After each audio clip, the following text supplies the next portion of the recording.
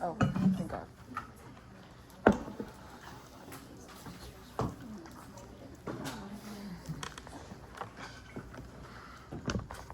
I'm just going to take a moment out, and you can blame this all on Mr. Vargas over there.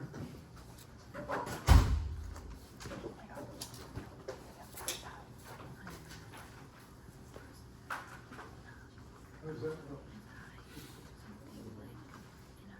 Looks like a brain, doesn't it?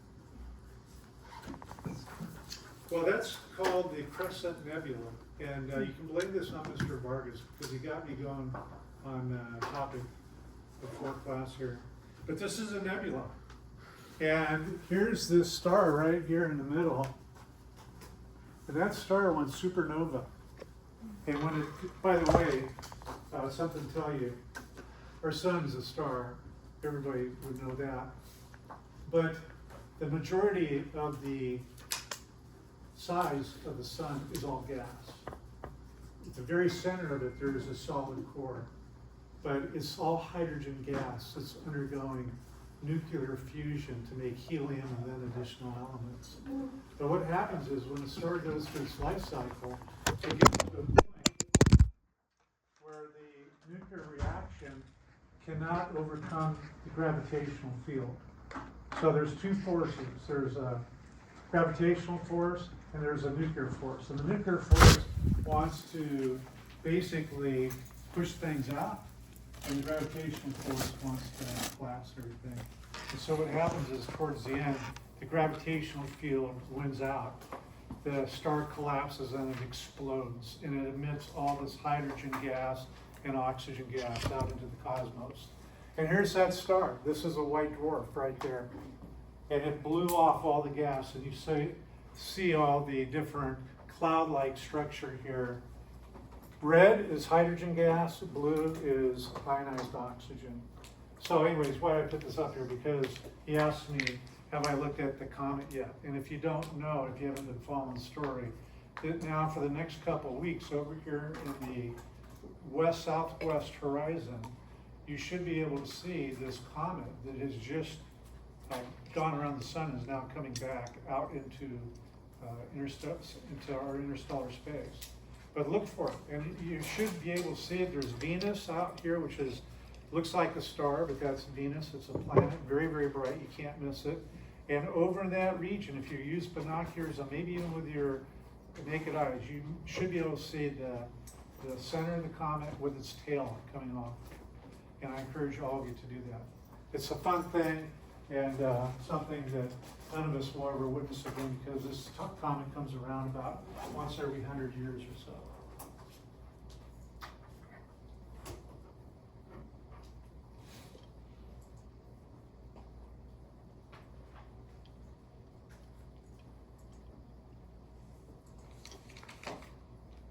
All right, so here's our business items, and I'm just going to basically restate what I did on Monday night, and that is, everybody knows this coming Monday, we've got test number 2.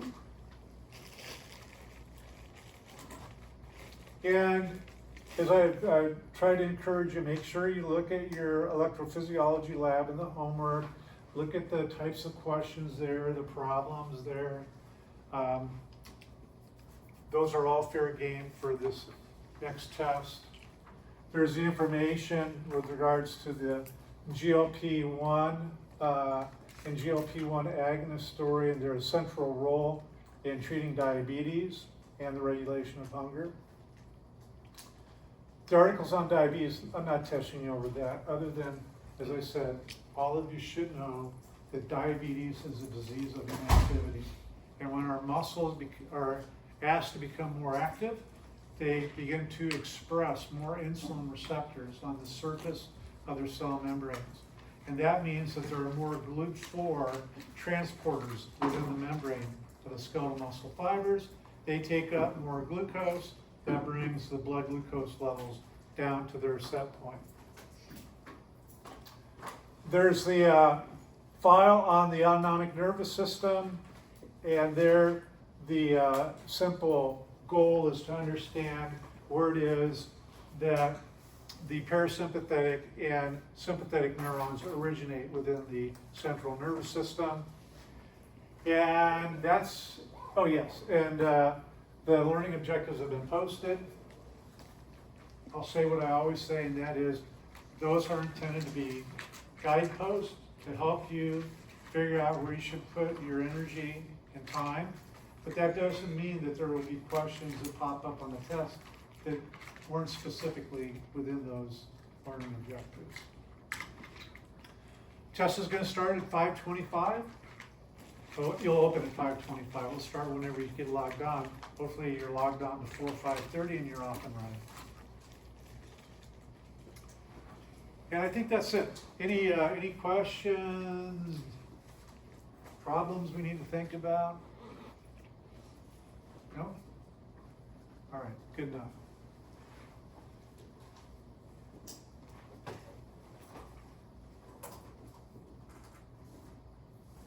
All right, there was one thing. Let me just see if I can find this one issue.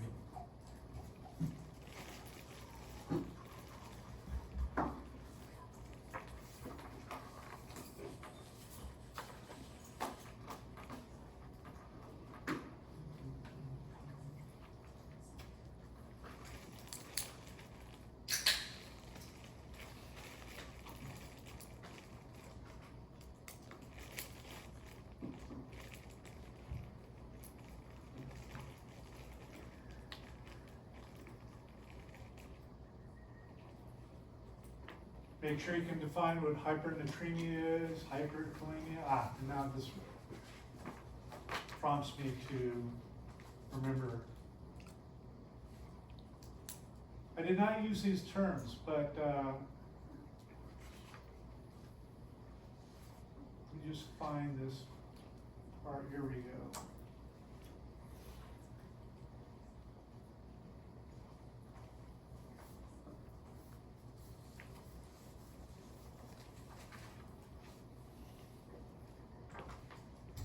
Yes, here it is right here. On this list, it's number 55. Define the term euglycemia. EU means true. That means that your blood glucose level would be in the normal range. Our set point is 100 milligrams per deciliter. But the real true range of blood glucose is 70 to 100 milligrams of glucose per 100 mLs. I'm not going to test you on that. So if somebody has a blood glucose level of 88, they're euglycemic. If they're at 100, they're euglycemic. If they're at 92, they're euglycemic. True level of blood glucose. Hyperglycemia. Hyperglycemia is anything typically that's about 120 and above. And hypoglycemia would be something less than 70 milligrams. So just clarification, I didn't use those definitions in class. Certainly I should have, and I just want to clarify that. And then also I want to make sure I did talk to you about HA1C, right? We talked about so-called A1C, hemoglobin, HbA1c, and we talked about the normal range and when we get to the values that determine whether somebody's pre-diabetic or even diabetic. So make sure you know those values as well. And with that,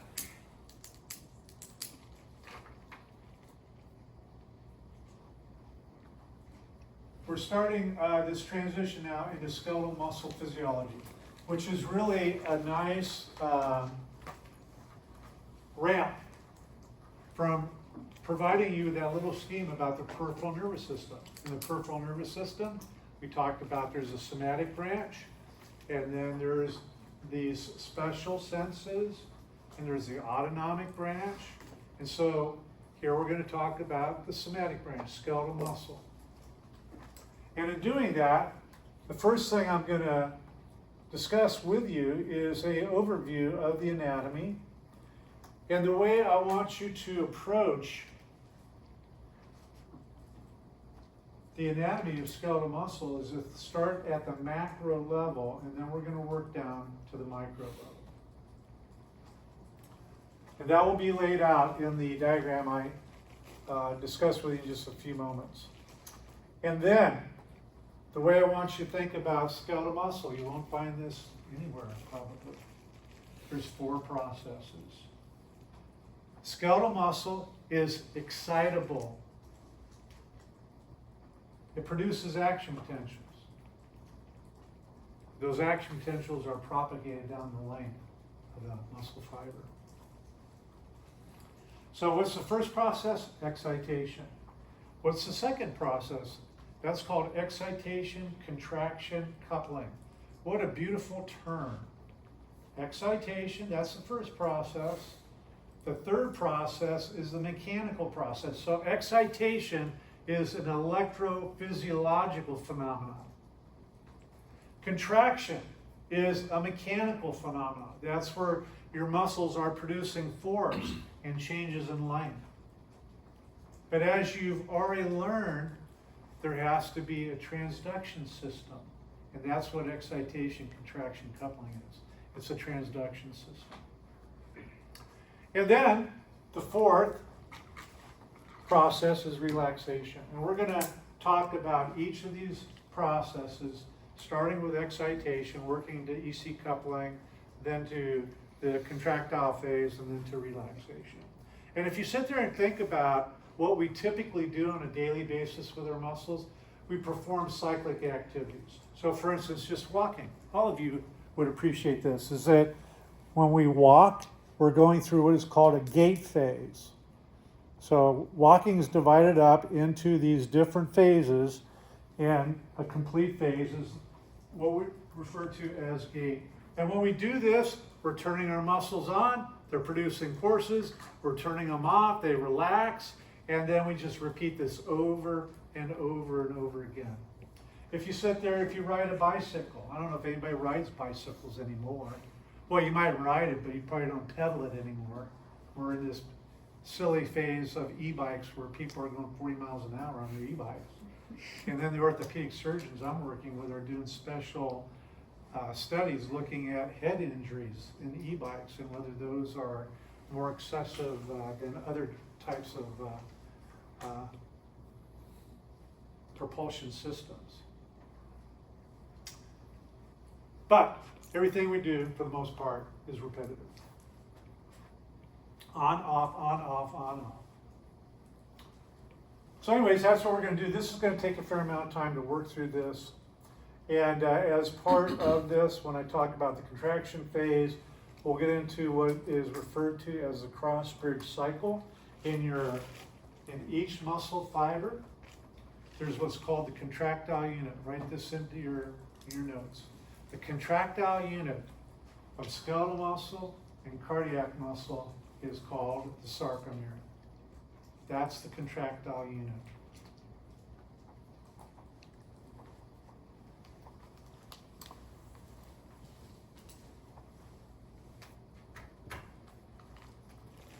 Yes? These processes, are we going to get tested on this on Monday? No. As I said on Monday night, everything we learned up to that point was fair game. Beginning tonight, this material is on the test. Here's the sarcomere, right here. And these are very, very small little units, about 2.5 microns in length, about 1 micron in diameter. So here's a muscle that goes across this gap in my forearm and my upper arm, and it's known as the brachiospinatus muscle, right? The brachiogluteus muscle. The brachio what? The brachioradialis. And that muscle is about 100 millimeters long. Each muscle fiber there is 100 millimeters long. And each sarcomere is 2.5 microns long. 2.5 goes into 1,000, 400 times. Times 100. That's a lot of sarcomeres stuck together. And about 40,000. So sarcomeres are arranged in two ways. They're arranged in series. If you don't understand what in series means, it means in line with one another. Here's a sarcomere. Now we come along, we add a second sarcomere, and now there are two sarcomeres in series. I add more, and now you tell me that there are 4 sarcomeres in series. And the number of sarcomeres in series determines the length change that a muscle can produce. You guys are all writing that down, right? This is fundamental information for test number 3. Sarcomeres are also arranged in parallel. So in series determines the length change, the excursion, the deformation that a muscle can produce. But sarcomeres are also arranged in parallel. So here's one sarcomere. So now we're looking transversely at the muscle. We're looking 90 degrees to the longitudinal axis. Here's one sarcomere. Here's a second sarcomere. Here's one. Here's 2. This system will be able to produce twice as much force.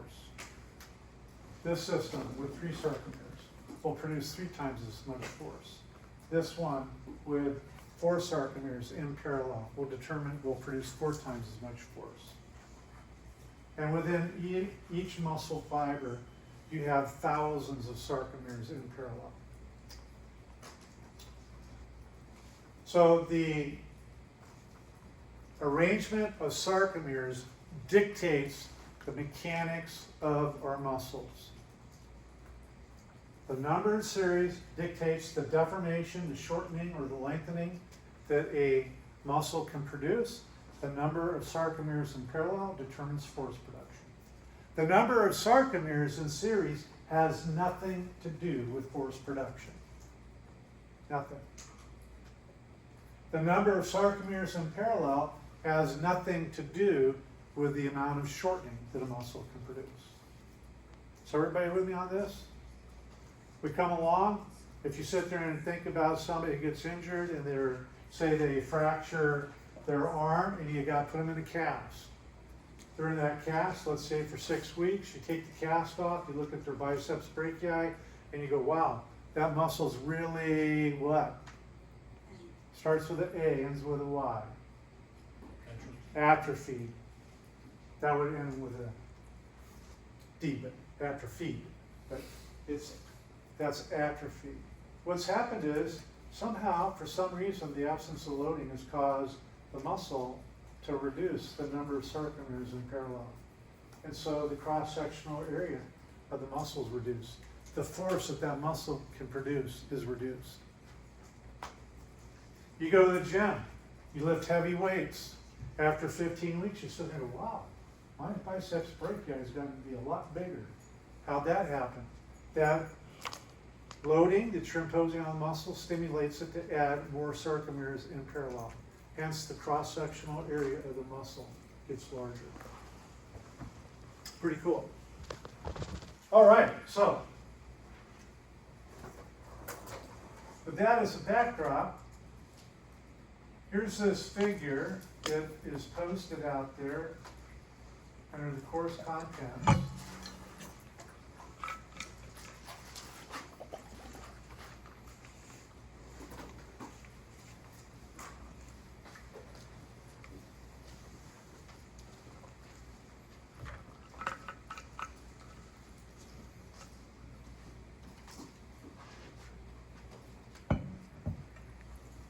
Here's our whole muscle, shown there. And there's this connective tissue layer that is on top of the whole muscle. And that's known as the epimysium. And you're going to learn that there are 3 different layers of connective tissue in talking about a whole muscle. When you look at the cross-section of a whole muscle, what you find out is that the individual muscle fibers are organized into clusters or groups of tens. Tens, I'll use plural tens. There could be 15 muscle fibers, 25 muscle fibers, 21 muscle fibers, and they've got this connective sheath around them. Here's one of these clusters of muscle fibers, and this cluster of muscle fibers is referred to as a what? A fascicle. So we've got our whole muscle. It's made up of hundreds, thousands, tens of thousands of muscle fibers. These muscle fibers are found in groups. They've got this connective tissue layer wrapped around them, and functionally speaking, those are referred to as fascicles. So here's a fascicle. Here's a connective tissue layer that provides a boundary between one fascicle and another. And here are the muscle fibers that belong to this fascicle. And there are many, many, many of these fascicles. So fascicles are clusters of tens of fibers. Could be 35 fibers, could be 37 fibers, but tens, not 1,000, not 10,000, not 100,000. In this diagram, what they're doing now is they're taking one of the individual muscle fibers found in a fascicle and they're projecting that out towards us. And there's this white coloration here, white kind of silverish coloration. That represents the membrane of an individual muscle cell or an individual muscle fiber. So I mentioned this to you before. The term that's used to describe the cell membrane, well, the term that's used to describe a muscle cell is a muscle fiber. Muscle fiber and muscle cell are one and the same things. The name of the membrane of a given or an individual muscle fiber is known as a sarcolemma. And within the skeletal muscle fibers, there is a modified form of the endoplasmic reticulum, and that's known as the sarcoplasmic reticulum. And the sarcoplasmic reticulum represents the on-off switch of the muscle fiber.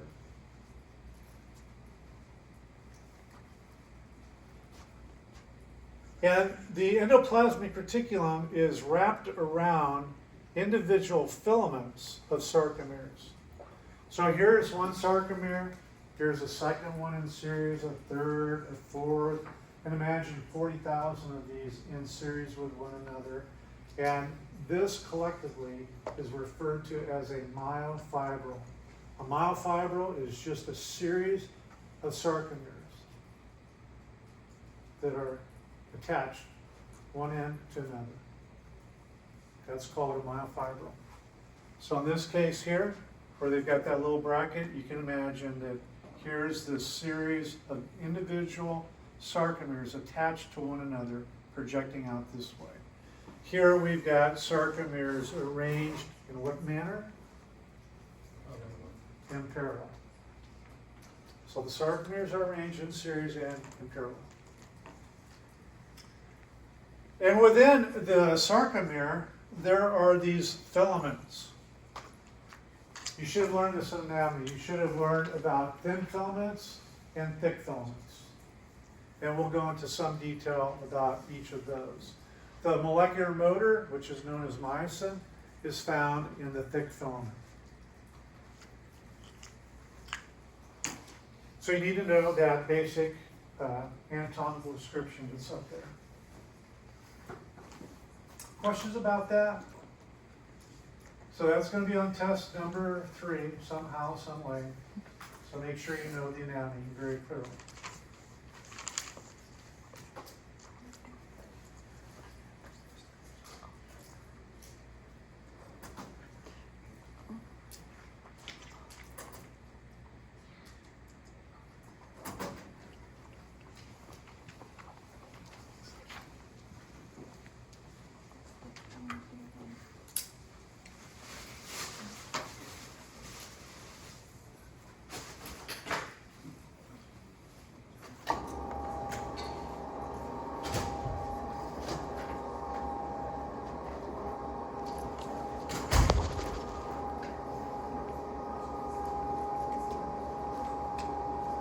So, as I said a few moments ago, I gave you that little scheme that provides an overview of the peripheral nervous system. And there's that branch to the left that comes down, and underneath the peripheral nervous system, we've got the somatic branch and the autonomic branch. And associated with that was a diagram of the spinal cord, and then the image for a motor neuron, for a sympathetic neuron, and a parasympathetic neuron. Just imagine we're taking that top part, the somatic branch, and now we're going to begin to discuss that in some detail.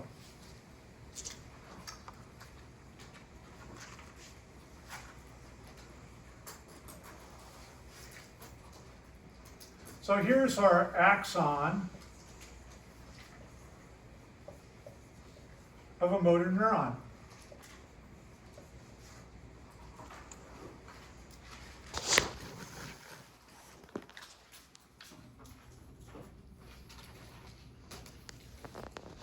And here's the axon terminal.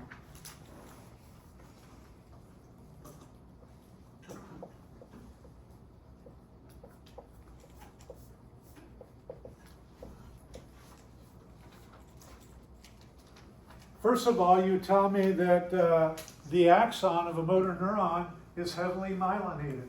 And you would tell me that the radius of the axon is very large. Here I'm just going to show the presence of myelin using these little green rectangles.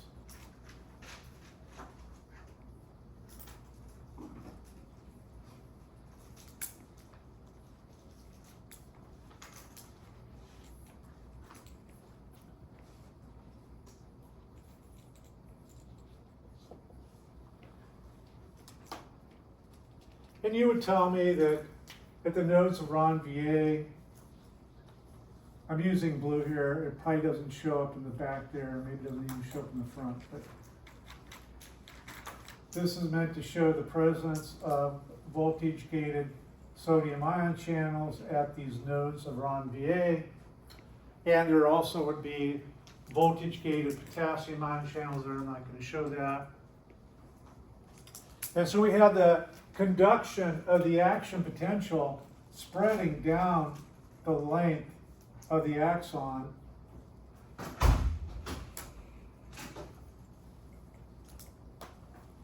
And this action potential is conducted down along the length of the axon in a manner that we would refer to as being saltatory.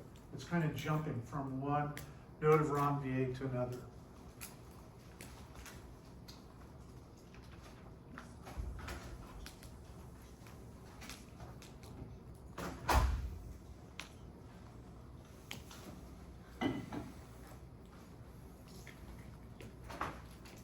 Within our axon terminal, you would tell me that there are voltage-gated sodium ion channels,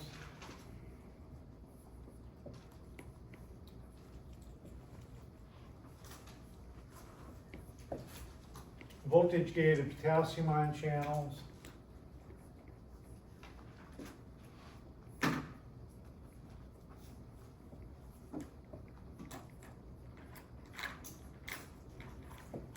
and voltage-gated calcium ion channels.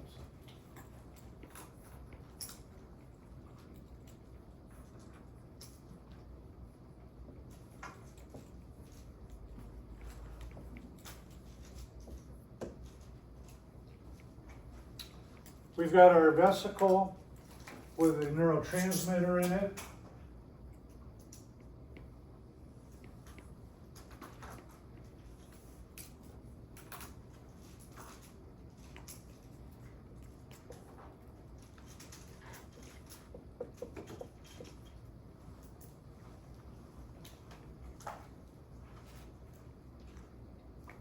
Mandy, where's Mandy? Mandy, what's a neurotransmitter?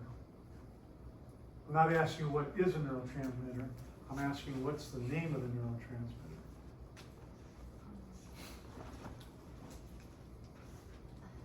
If you don't know, you can pass to Elizabeth.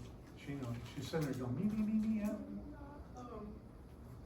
we talking about the ones we talked about yesterday? What's that? Are we talking about? Anybody, what's the name of it? Acetylcholine, that's exactly right.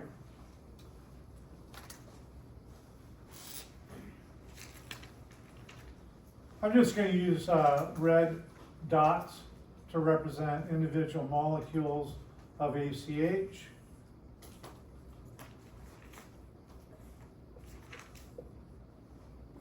And you've learned that when the voltage-gated calcium ion channel comes in, that causes the neurotransmitter vesicle to fuse with the membrane of the axon terminal.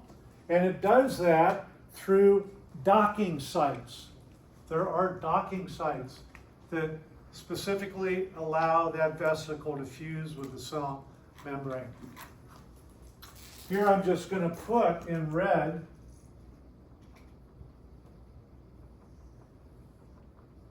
just a structure here, and I'm going to put docking site.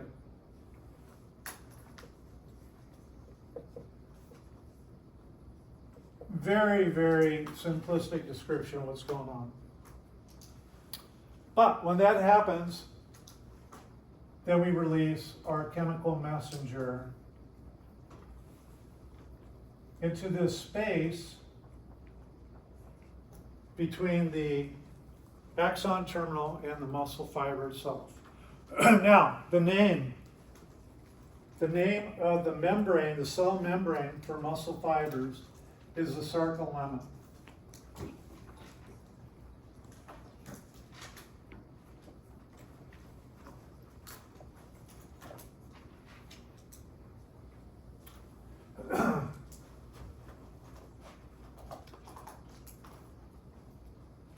And we're going to say that there's a junction, there's a connection between this motor neuron and the muscle fiber.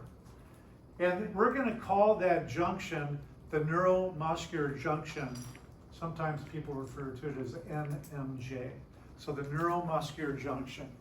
You might sit there and call it a synapse, but typically this is referred to as the neuromuscular junction.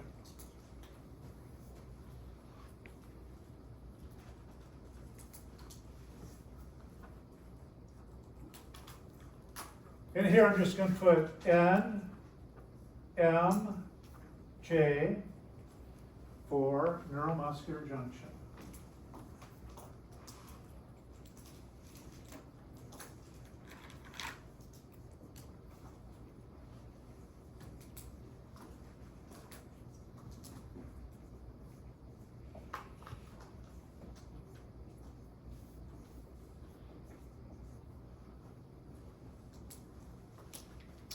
And at the level of the neuromuscular junction, there's a receptor. Well, actually, there's more than one. Where's Kathy Lee? Kathy, what type of a receptor is involved?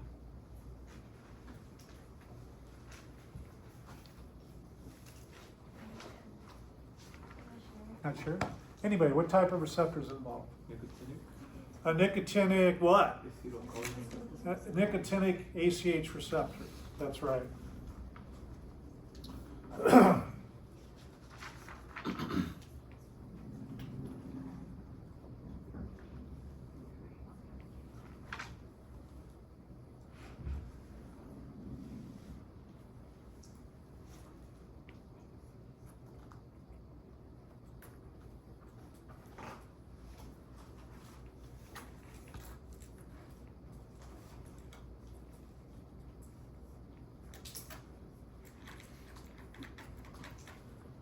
A nicotinic ACH receptor.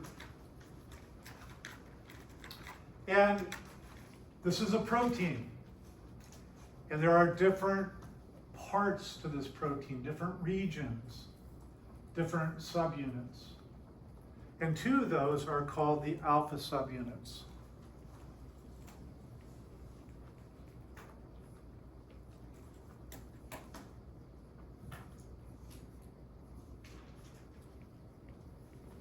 and there's two of them. And when ACH binds to those alpha subunits, then that causes this ion channel to open up.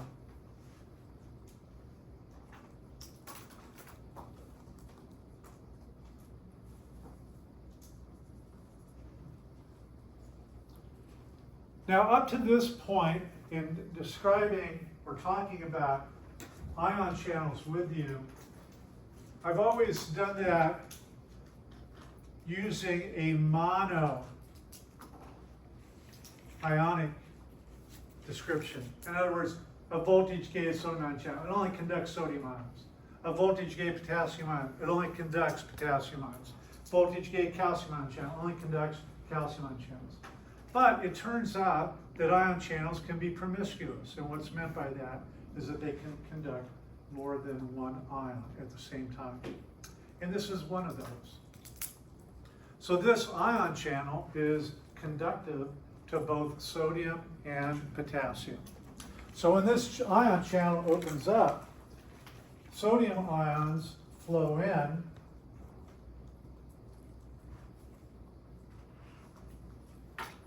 and potassium ions flow out.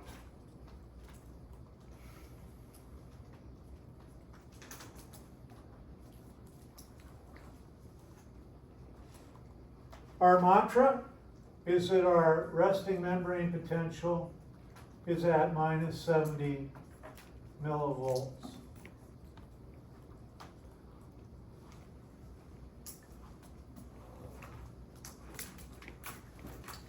Mr. Cow, Yes, sir.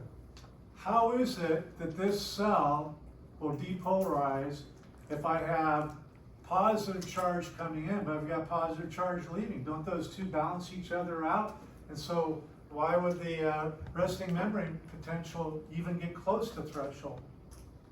I think there must be a net positive charge coming in. Okay, how do you explain that? If there's a depolarization, it must be that the membrane potential is rising as a result of a net positive charge coming in. And in this case, I believe it will be sodium, more sodium is coming in than potassium leaving. Okay, and how can we actually figure that out? That's really what I'm getting at. There's your friend. Mr. Bennett, say it louder. Nernst equation? The Nernst equation. The Nernst equation helps you figure out what the electrochemical gradient is for an ion. And at minus 70 millivolts, what is the electrochemical gradient for potassium? Is it large? Is there no electrochemical gradient? Or is there poquito electrochemical gradient? Poquito, right? There's a small electrochemical gradient for potassium to leave the cell. But how about for sodium? Sodium's equilibrium potential is at plus 60 millivolts. And we're way far away from that. We're at minus 70 millivolts. So we got a very strong electrical gradient that favors the influx of sodium in the cell. And on top of it, we've got a big chemical gradient that favors the influx of sodium in the cell. So Michael did a very good job. He just needed to say, Nernst equation is how I'm approaching this problem. That's your friend. Good job. So, we've got this ion channel that's both conductive to sodium and potassium. We've got sodium, positive charge coming in. We've got positive charge leaving, but as Michael told us, there is more positive charge coming in than there is positive charge leaving, and that causes the cell to depolarize. Okay, so that leads to depolarization. And the beautiful thing about what you've already learned is it's applicable to other things. Here's what I'm talking about. What you learned about the excitation of a neuron applies to the excitation of a skeletal muscle fiber. Mr. Cow, what type of voltage gain? So that was good. That was good. I just gave the answer away. along the length of the membrane of the sarcolemma, we've got voltage-gated sodium ion channels. We've got voltage-gated potassium ion channels, just like with the axon. And here's my simple statement, is that we're going to say that action potentials are properties of voltage-gated sodium ion channels. That's not always true, but we're keeping it simple. So wherever there are voltage-gated sodium ion channels, you're going to sit there and say that membrane is going to be able to produce action potentials.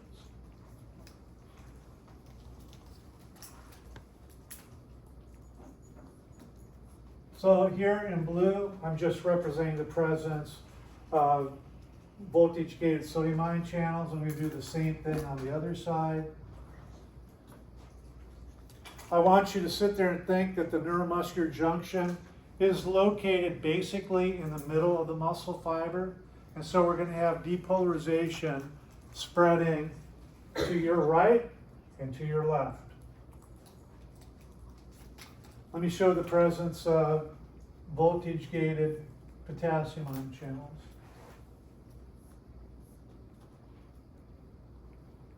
I believe I mentioned this to you before, and we'll never test you on this, but sometimes students sit there and go, oh, there's just a few voltage-gated sodium ion channels and a few voltage-gated potassium ion channels in the membrane. No, there's an incredible number. And the number I've given you, I'll just restate it, is that per square micron, there's somewhere between 1,000 to 3,000 voltage-gated sodium ion channels. Not even talking about voltage-gated potassium ion channels. So if you sit there and think about a muscle fiber that could be 100 millimeters in length, and it's got a diameter, it's got a circumference to it, and you figure out the surface area of that muscle fiber and multiply that times 1,000 of these guys, or 3,000 per square micron, you're talking about a mind-boggling number of voltage-gated sodium ion channels in the membrane of a muscle fiber. Gazillions of them. All right, so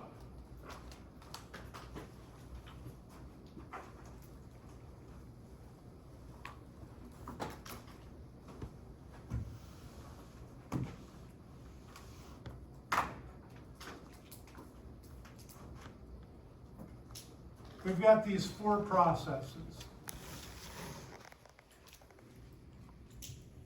You're sitting there going, what four processes is he talking about? The ones I mentioned earlier.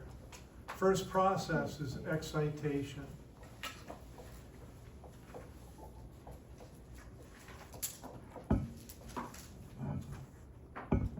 Excitation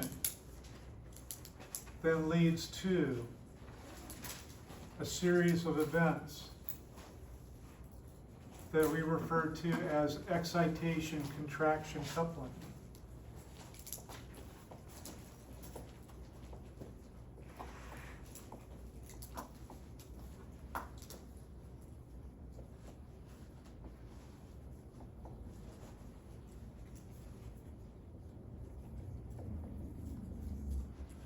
That then leads to this mechanical event that we call a contraction.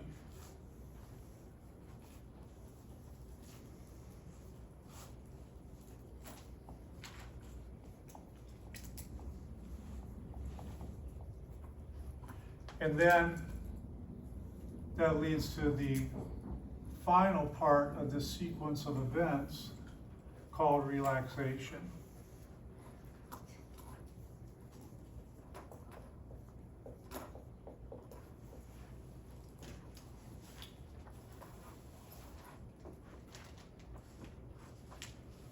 So excitation, what is excitation? Excitation is an electrophysiological event.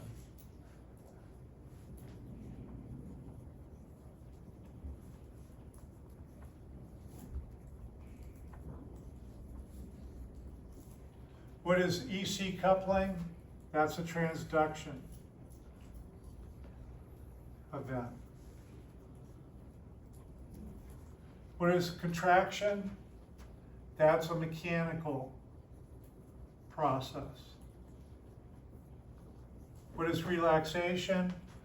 Relaxation is a electromechanical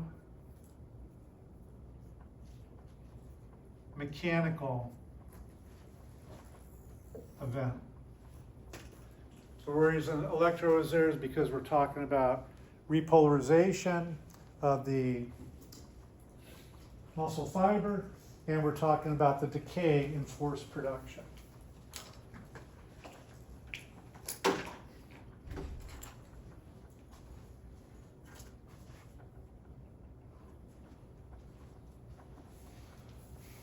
Coming back over here, let's create a little numeric storyboard.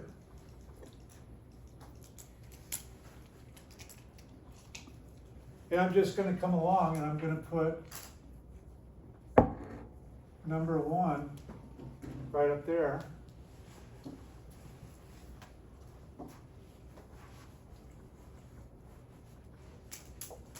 And we're going to say the propagation of the action potential along the length of the axon.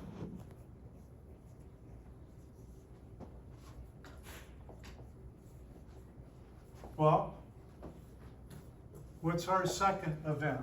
And this comes back to what we've talked about on several occasions in here. The second event is this guy right here. Because in our scheme that I presented to you when we talked about different ways of cell-to-cell communication, and I talked about autocrine, paracrine, neuroendocrine, endocrine, in every case, it was calcium acting as a signal to cause a vesicle of some type to fuse with the cell membrane. So here we're going to put number 2. And for number 2, you're just going to write the opening of voltage-gated calcium ion channels.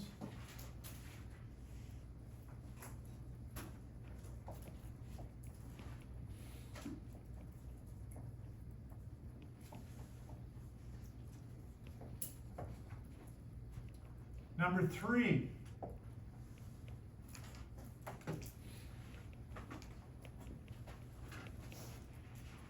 the fusion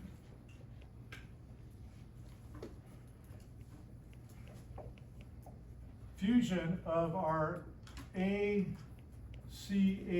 vesicle with the membrane of the axon terminal.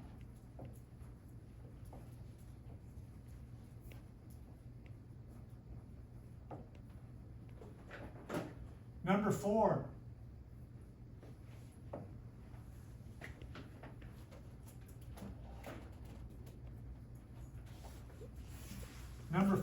is the release of ACH. Now, I'm going to continue my numbering over here, and you're all going to understand that we're talking about this first box. Everybody with me on that? So number 5, we have the binding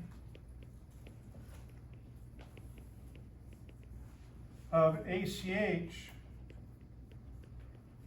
to the alpha subunits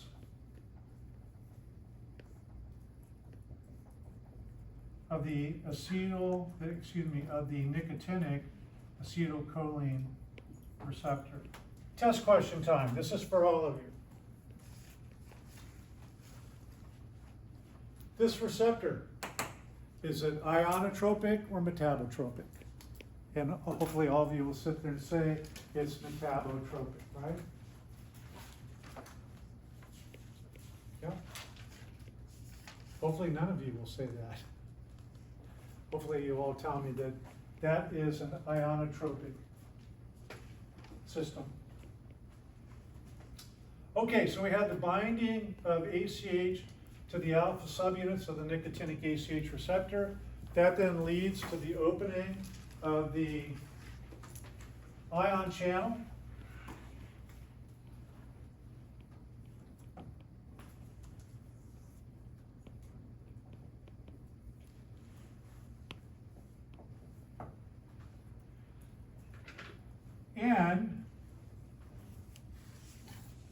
the influx of sodium ions and the efflux of potassium ions. Number 7, greatest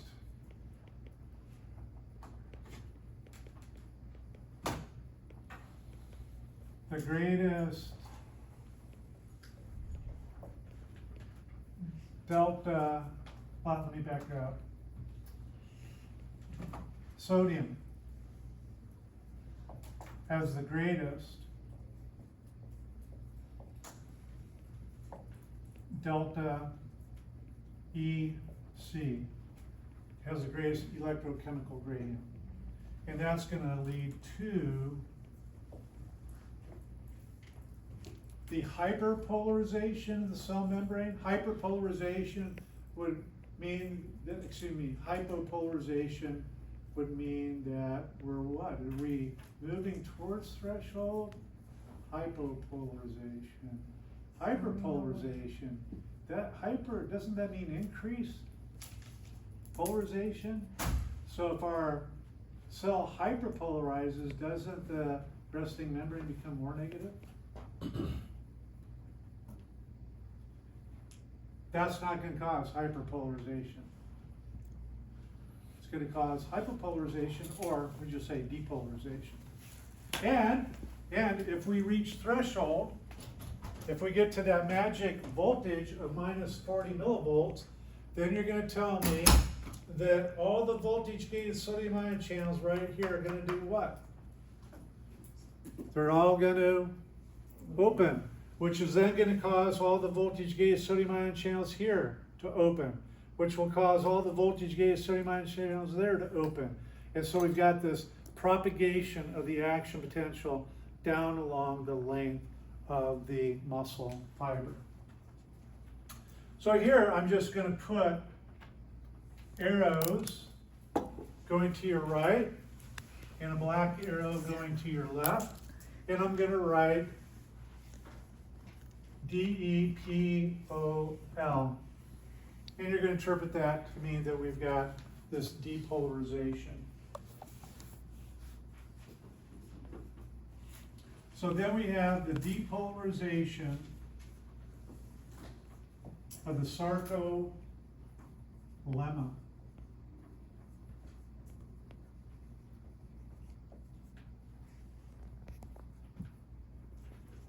All right, so let's see here. We got 2.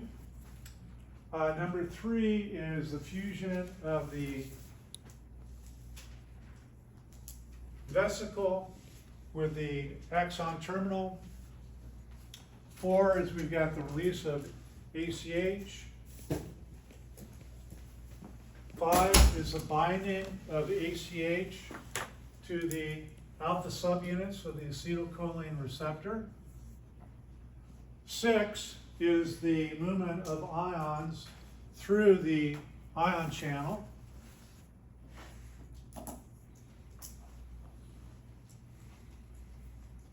That also involves number 7. And then we have 8. And 8 is the depolarization of the sarcolemma. Let me just come over here and I'm going to put 6 and 7. And then we've got 8 over here.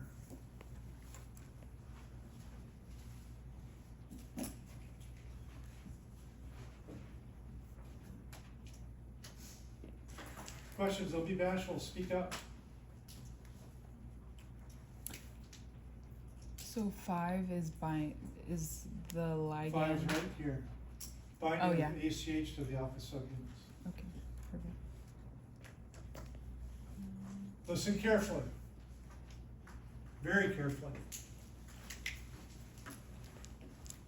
In order to open up that ion channel, ACH has to occupy both of the alpha subunits. If only one of those alpha subunits has ACH bounded, then the ion channel remains closed.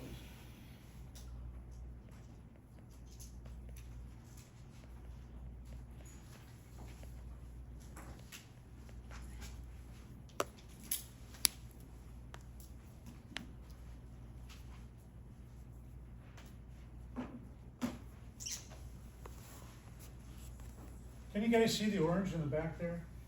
Oh, good. All right. Well, here's the fun part of this story. How many of you, this certainly has happened to me, occasionally get little ticks right here by your eye? I also get ticks here in my rectus femoris muscle, right? That's the rectus femoris over there, right? Anybody remember anatomy? There's the quadriceps. Mr. Cal, the quadriceps muscle is made up of what muscles, individual muscles? I remember quadriceps femoris. You remember what? The quadriceps femoris, but I'm. Quadriceps, yes, the quadriceps. But what are the individual muscles? All of you had anatomy. I have it in my documentation. There's this muscle out over here on the lateral border of the thigh known as the vastus lateralis. There's this muscle right here in the medial border known as the vastus medialis. There's a muscle called the rectus femoris or femoris. And beneath that, there's another muscle called the vastus intermedius. Yes, vastus intermedius. Yeah. So occasionally I'll get little ticks right here in my distal part of my vastus medialis. How many of you develop what I'm talking about? These involuntary little twitches. Okay. Well, those are these muscles that contract involuntarily. We can't control them. And I don't know if you guys look in the mirror at your age. You must. I'm not saying anybody here would do it, but I see a lot of people at the gym, especially younger people, and they've got their little cameras out and taking pictures of themselves. It's really quite a show to go there. And you wait, as you get older, you'll really enjoy the show. You'll just sit there and go, man, that's crazy. Those people are taking pictures of themselves all the time. But the point I'm getting at is if you look in a mirror, sometimes you begin to see that there's like these little lines that came out of nowhere. What are those called? Wrinkles. And because of plastic surgeons and actually orthopedic surgeons, there's this miracle drug that you can take and it will cause those wrinkles to go away. What's the name of that drug? Botox. Botulinum toxin. Botox is one of the most powerful chemical warfare agents in the world. I forget what it is, but an incredibly small amount of Botox can kill upwards of 10,000 people. Huge, huge, huge, huge. That's if you get it systemically. Systemically means it's in the circulatory system. But if you come along and you inject it locally, come to find out, you can get rid of those wrinkles. You can do all types of wonderful things. So how does Botox do that? And here's the answer. Is Botox attacks the neuromuscular junction. And where we've got these docking sites, Botox binds to that and it prevents the vesicle from fusing with the membrane of the axon terminal. That's pretty cool if you sit there and think about it. That's pretty cheap medicine to get rid of those age wrinkles. You guys might not believe this. I do use Botox, and I'm actually not 73. I'm about 153. I know I look pretty good for a 153-year-old, right? So here, I'm just going to come along and put Botox here. And you're going to know that Botox binds to these docking proteins.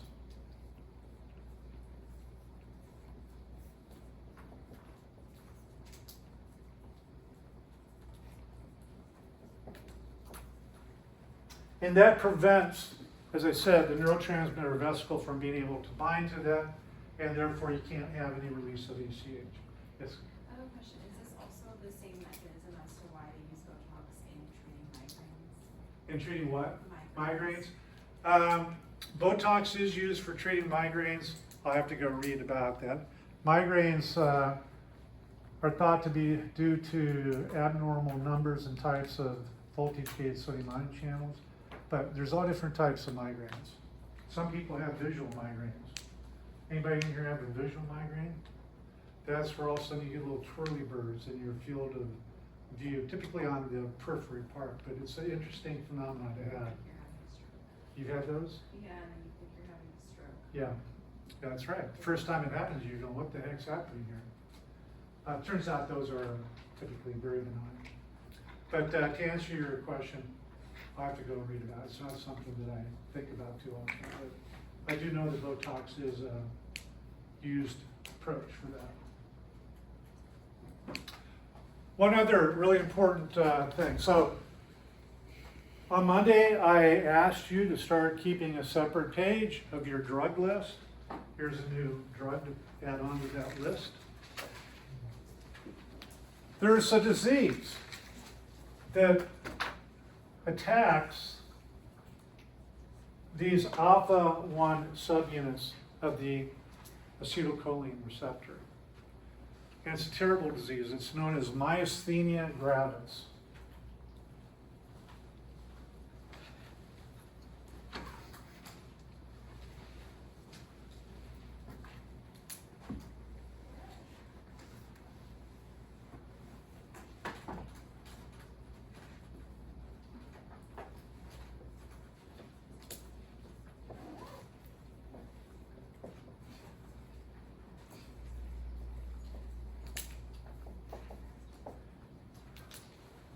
Sit there and think about this. Diabetes, juvenile diabetes is what? What type of disease is it?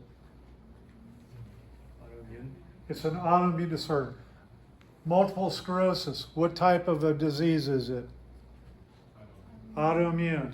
Myasthenia gravis, it's an autoimmune disorder. And it's fascinating that there are these autoimmune disorders that seem to attack critically important parts of our physiology. So myasthenia gravis, you're going to know that myasthenia gravis is a autoimmune disease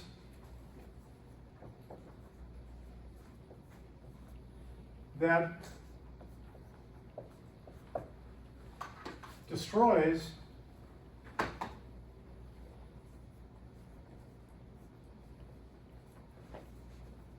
the alpha-1 subunit of the nicotinic acetylcholine receptor. And all you have to do is lose one of those two, because remember, the rule is you have to be able to have ACH bound to both of them. So all you have to do is lose one of those two, and now that acetylcholine receptor is no longer functional. And of course, what's the presentation going to be? The presentation is going to be that somebody feels weak. Maybe they have a problem walking. Maybe they feel like they can't walk with maybe tripping or falling over. Terrible disease. And in many individuals, of course, they're on this downward spiral.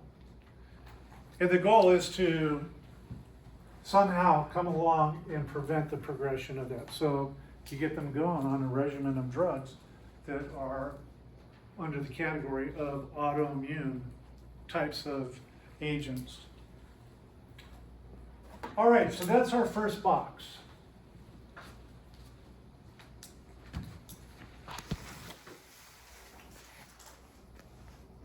So you've written down this list, and now just out of convenience, I'm going to put up here steps 1 through 8. Now, in the next part of our story, I'm going to go ahead and erase this diagram.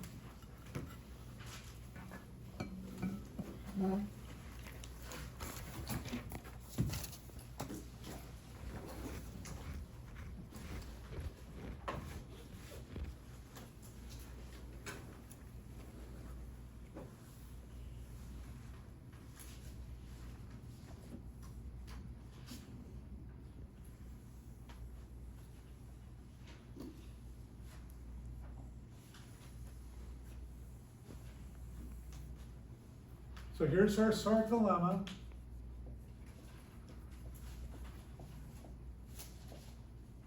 Of our muscle fiber. Here's our motor neuron. Here I'm just going to put MN for motor neuron.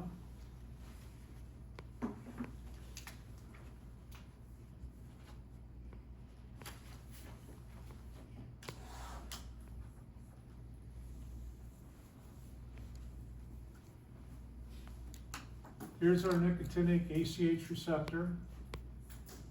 I'm just going to put N, capital A, capital C, capital H, capital R. We're showing the presence of our voltage-gated sodium ion channels.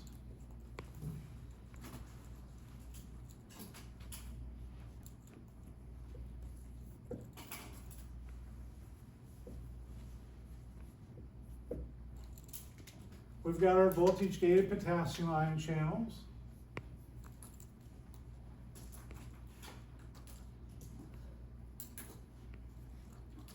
And these extend all along the length of the sarcolemma. And you'll notice that in drawing or representing the membrane, the muscle fiber, that there's this indentation.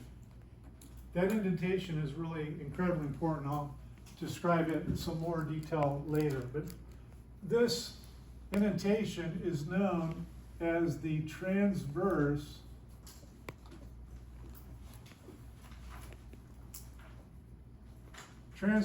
what?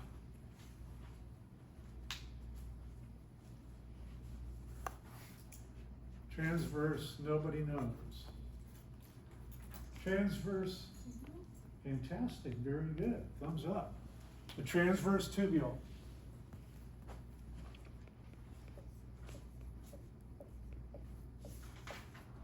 This oftentimes is referred to as the T-tubule.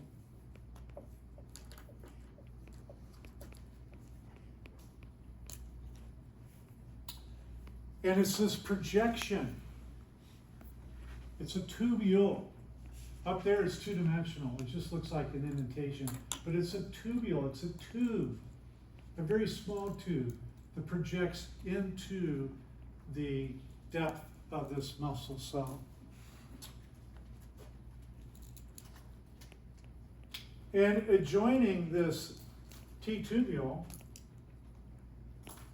is this modified type of this modified type of the endoplasmic reticulum known as a sarcoplasmic reticulum. Up above here, I'm just going to write sarcoplasmic reticulum.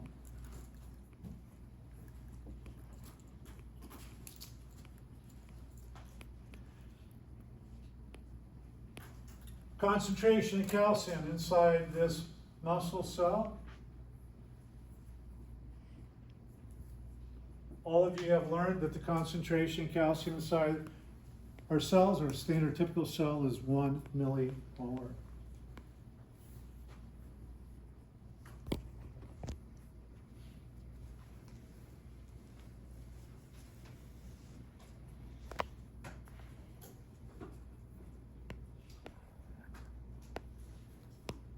Where's Andrew? Andrew, you agree with that, right?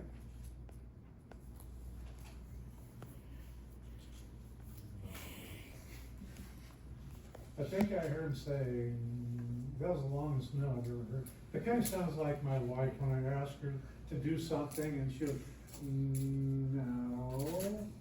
Could be a micromolar. Point what? Micro.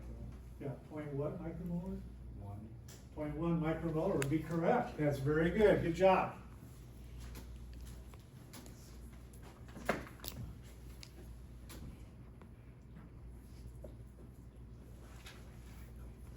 Outside the cell,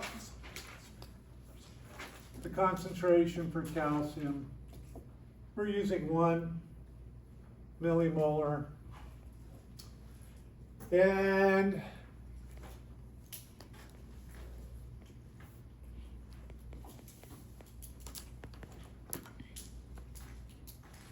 Where's Jocelyn? Jocelyn, what's the concentration of calcium inside the endoplasmic reticulum? Not the sarcoplasmic reticulum, but the endoplasmic reticulum. Ooh, 2 thumbs up. Very good. And of course, that's what we're going to say here as well. The concentration of calcium is approximately 500 micromolar. Remember, the membrane potential is minus 70 millivolts. Anytime we're talking about the movement of ions, you have to be thinking about the electrochemical gradient.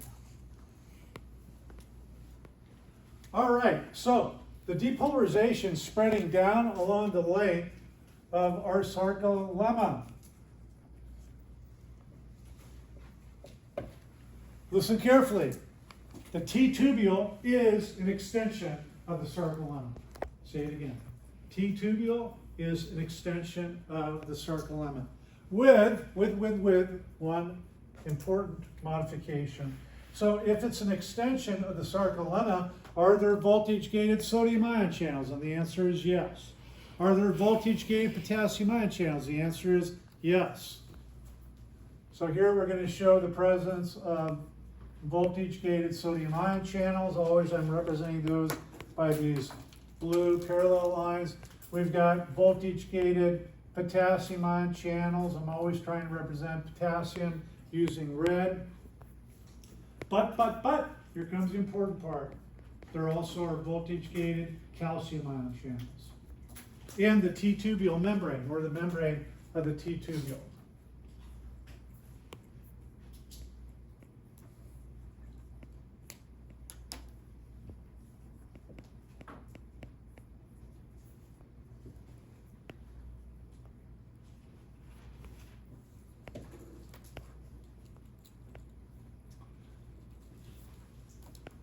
These voltage-gated calcium ion channels can go by another name, a name that's dependent upon the pharmacology of these ion channels.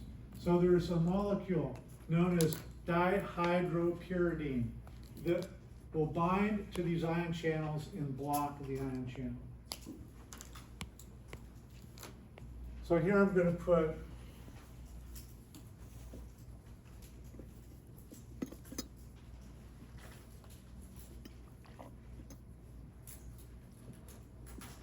dihydropyridine, that's D-I-H-Y-D-R-O,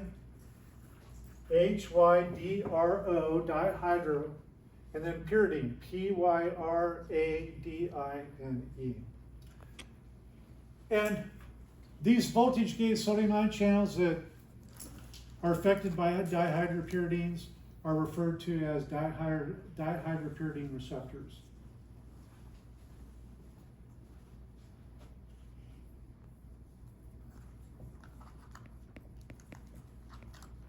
And these are oftentimes simply referred to as DHPRs,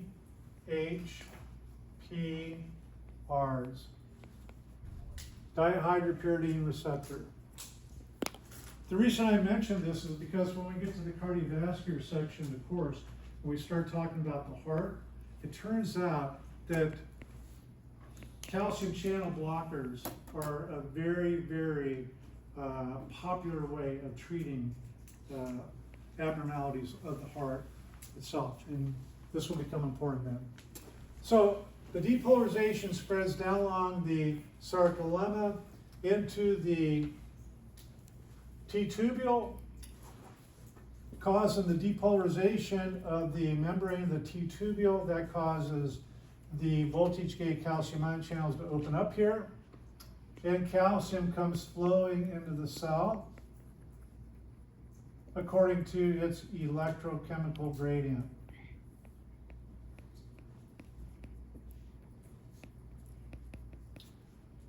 Now, as it turns out, within the, let me back up for just a moment. So here, take a look at the endoplasmic reticulum and take a look at how I've flared out the end of the sarcoplasmic reticulum. We're going to refer to that region of the sarcoplasmic reticulum as the cisternae.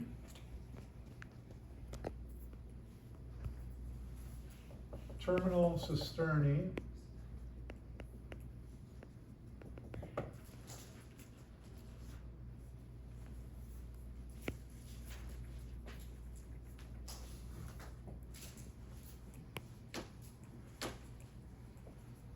Terminal cisternae of the sarcoplasmic reticulum. And here, within the membrane of the terminal cisternae, we've got so-called calcium release channels. I'm just going to show one here. I'm going to put an arrow pointing at that, and I'm going to write calcium release channel.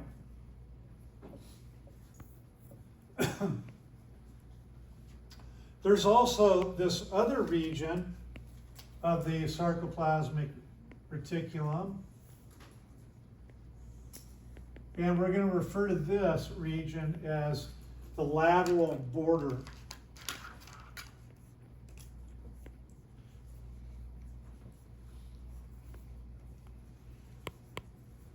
Of the SR.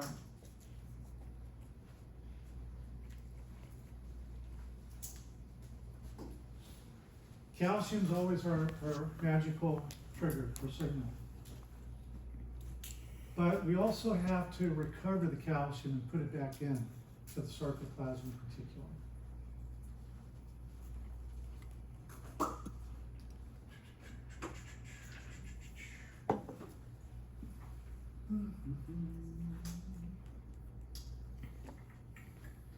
Okay.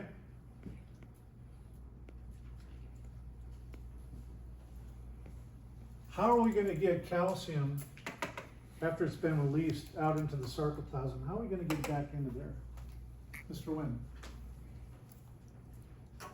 Anybody? Nobody?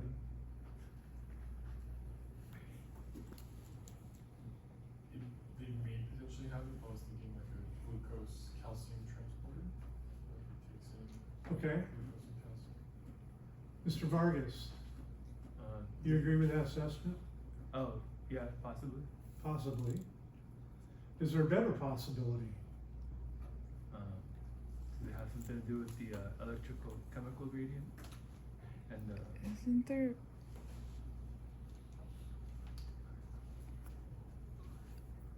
Do you know? I don't know for sure, but I think it can be a pump, like, Ah, pump. And what would you give, what name would you give to that pump? calcium, pump. But I also remembered you, lectured us on the sodium calcium exchanger. Uh-huh. Yeah, sodium calcium exchanger. But it's calcium ATPase pump.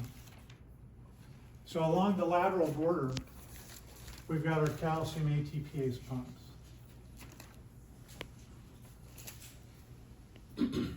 So from a functional point of view, the release of calcium occurs at the level of the terminal cisternae. The uptake of calcium occurs along the lateral border of the sarcoplasmic reticulum, because that's where our calcium ATPase pumps are found.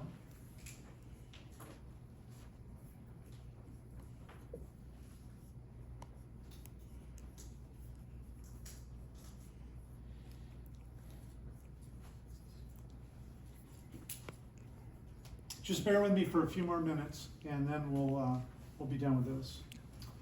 All right, so we've got depolarization of sarcolemma. That then leads to the depolarization of the of the T-tubule. That causes the opening of these voltage-gated calcium ion channels. Within the membrane of the terminal cisternae, we have these calcium release channels.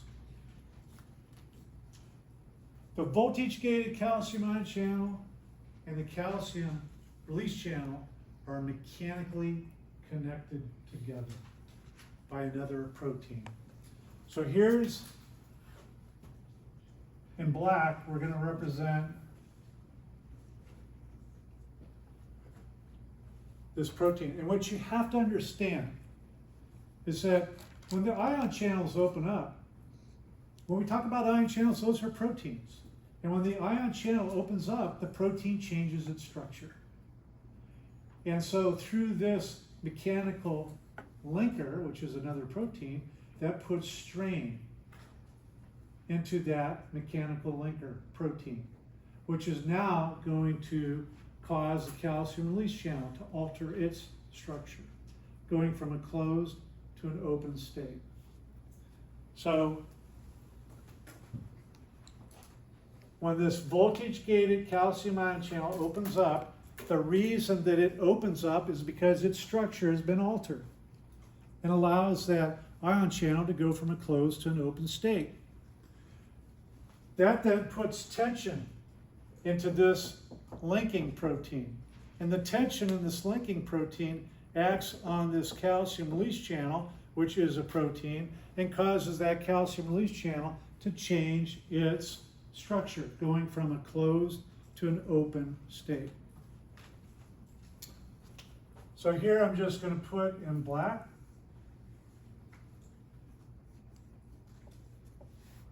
mechanical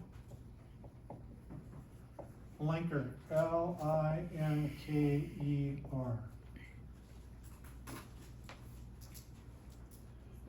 When that calcium release channel opens up, calcium flows out of the sarcoplasmic reticulum according to its electrochemical gradient.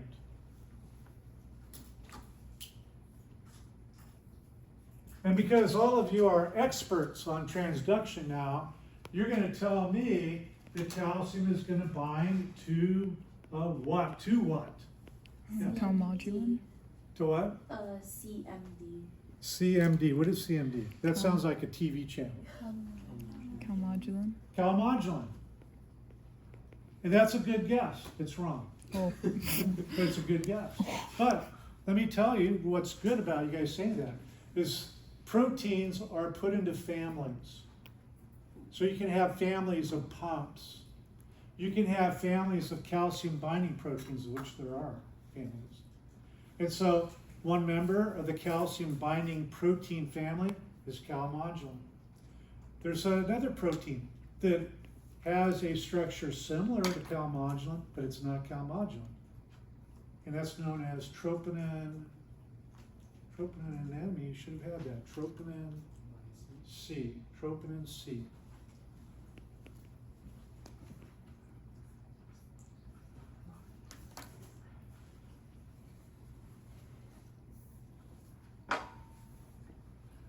We're going to abbreviate this simply as capital T, lowercase n, capital C.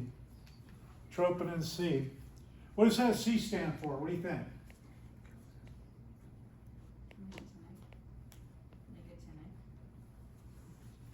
So we went from C, somehow we got to nicotinic. Okay, all right.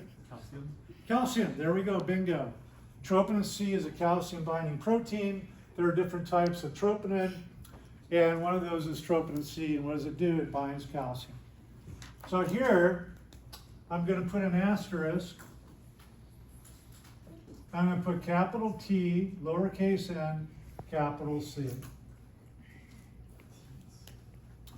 And when calcium binds to troponin C, we then turn on the mechanical process. That takes us into box 3.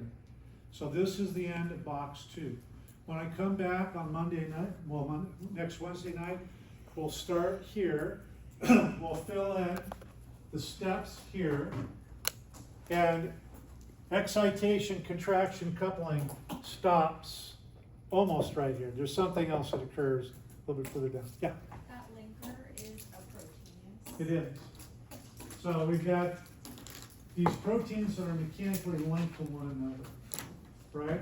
So we got the voltage-gated calcium ion channel.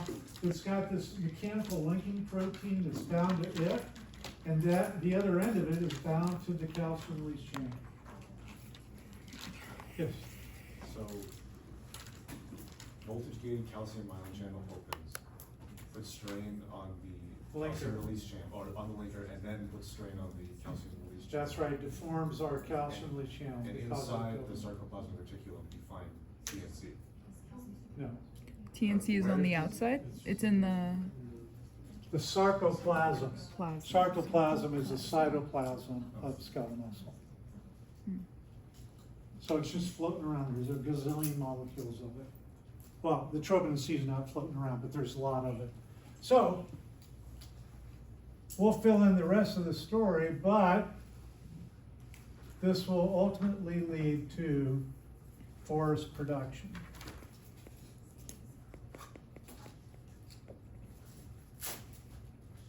Okay, that's where we stop for tonight. I'll meet you upstairs in about 15 minutes. If you have questions, comments, thoughts, don't be bashful, come on up.